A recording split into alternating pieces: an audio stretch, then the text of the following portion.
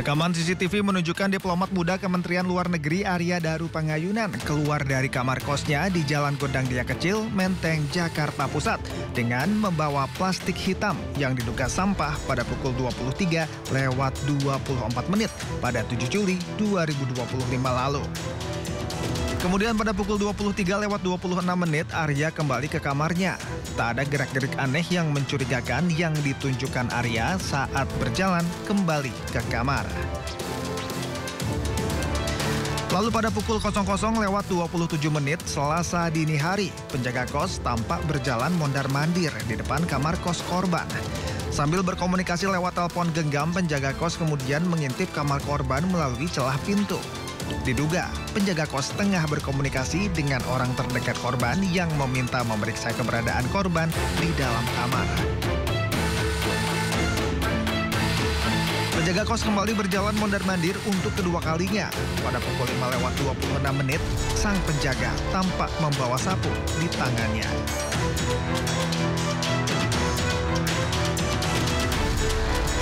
Barulah sekitar 2 jam kemudian atau pukul 7:37 sang penjaga kos berbaju putih terlihat bersama seorang pria berjaket hijau berusaha membuka jendela kamar Arya secara paksa. Setelah jendela berhasil dibuka, penjaga kos menggunakan kartu akses yang diambil dari dalam kamar untuk membuka pintu. Begitu pintu terbuka, sang penjaga kos masuk ke dalam kamar, sementara pria lainnya menunggu di luar sambil merekam. Tak lama kemudian, sang penjaga kos keluar dan pria itu masuk untuk lanjut merekam.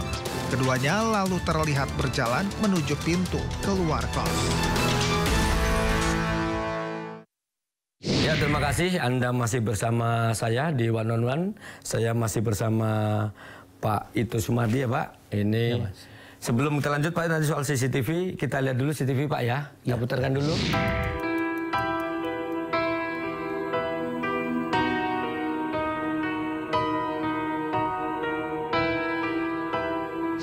Oke, baik, terima kasih Pak. Ini tadi kita lihat bersama Pak ya CCTV itu. Ini kalau dari sisi pengungkapan penyidikan berpengaruh nggak itu Pak? Sangat. Oh, itu sangat. Kenapa Pak? Nah, begini.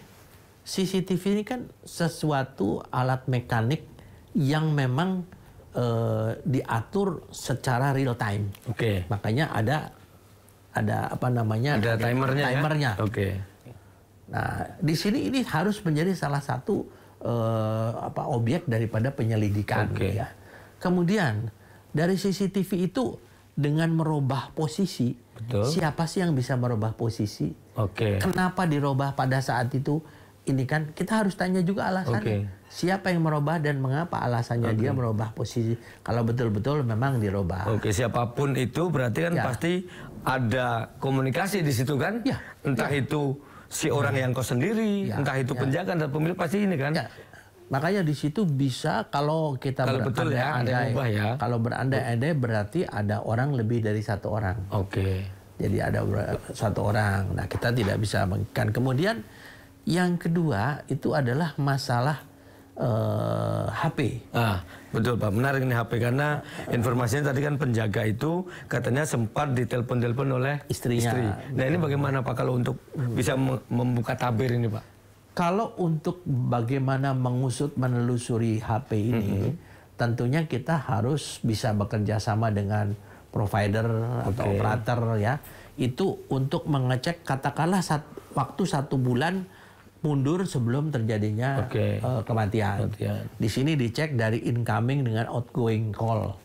Nanti di satu-satu ditelusuri oleh ini siapa teleponnya, nanti kita bisa profiling istilahnya, profiling yang pemilik daripada nomor tersebut. Demikian pula untuk korban. Karena siapa tahu ada yang ngancem, siapa tahu ada yang ini.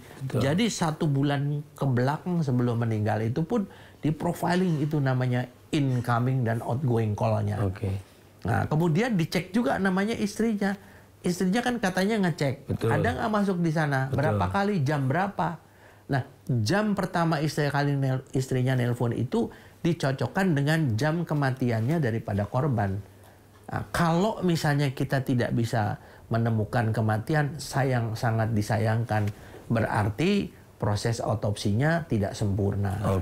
Harusnya begitu menemukan kematian yang tidak wajar, kita otopsi penyebab kematian, waktu kematian, dua ini yang menurut SOP dan menurut teori harus dilakukan. Kalau sampai tidak dilaksanakan, berarti ada kelemahan dari penyidik awal yang menangani permasalahan ini. Gitu, Oke, Pak, kalau ini kan gini, saya agak penasaran nih, CCTV ada yang keluar, tapi kan yang kita lihat itu adalah sebenarnya waktunya loncat-loncat ya. Terlepas dari yang terpotong detik itu Pak. Ada habis buang sampah dan sebagainya. Terus habis itu malam tiba-tiba keluar CCTV berikutnya adalah pagi-pagi untuk gedor pintu itu kan. Itu kan kalau nggak salah yang terakhir yang malam itu sampai pukul 00 berapa gitu. Ada jeda yang lebih dari 2-3 jam lah untuk ke bawah.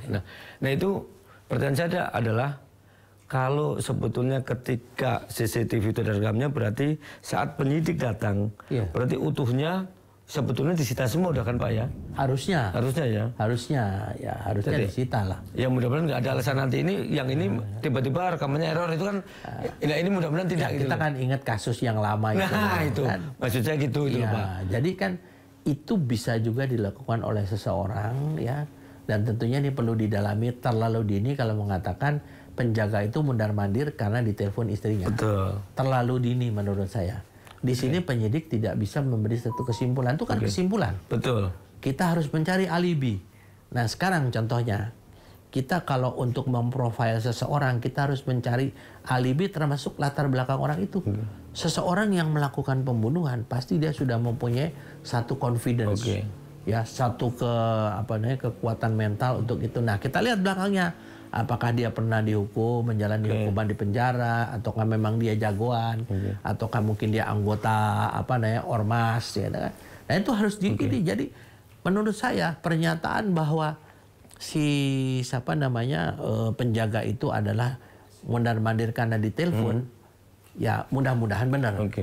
Kalau tidak berarti kita memang terlalu cepat mengambil kesimpulan. Tapi kalaupun benar kan kita patut juga dong Pak menelusuri, loh kenapa kok istrinya tahu sampai nelpon, apa sebenarnya yang terjadi. Misalnya di telepon itu entah 2 atau 3 kali atau 2 atau 3 hari itu nggak pernah nyambung respon.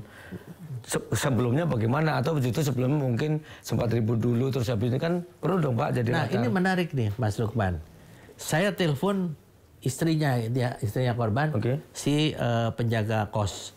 Dia ngecek. Saya harus ngecek lagi namanya recording daripada incoming dengan outgoing itu. Dia ngasih tahu lagi nggak sama ibunya. Bu, saya udah ketok-ketok, Bapak nggak buka. Yang lebih janggal lagi menurut saya, kenapa dia nggak ngetok-ketokkan waktu itu? Betul. Kenapa hanya waktu dia lihat kan ya, harusnya kan dia ngetok-ketok. Bu, saya udah ketok-ketok, Bapak nggak ada. Disitulah kita rangkai ya pasal-pasal ini, sehingga istrinya kita tanya, waktu ibu itu sama dia begitu suruh ngecek, dia kasih tahu nggak Bapak nggak respon. Terus dia ngetok pintunya nggak, dia manggil-manggil Bapak nggak. Nah itu kan sesuatu yang menurut saya ganjil ya, harus kita dalami tentunya. Berarti kalau kemarin sudah ada statement yang mengatakan ini karena sebenarnya terlalu dini Pak ya? Karena ya sementara ya mungkin alasannya, itulah repotnya ya Mas Lukman ya. Masyarakat kepengen buru-buru setiap step itu disampaikan.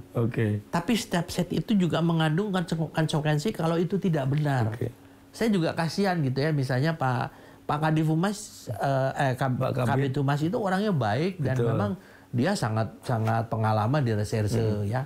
Jadi kadang-kadang orang tanya kenapa Pak mundar-mandir, ya karena istrinya suruh ngecek. Nanti dikembangkan kalau betul istrinya suruh ngecek, ditanya lagi di telepon itu ada tidak telepon balik kepada dia atau pemberitahuan, Pak Ibu ini Bapak udah diketok-ketok nggak ini, tapi kan dia nggak ngetok.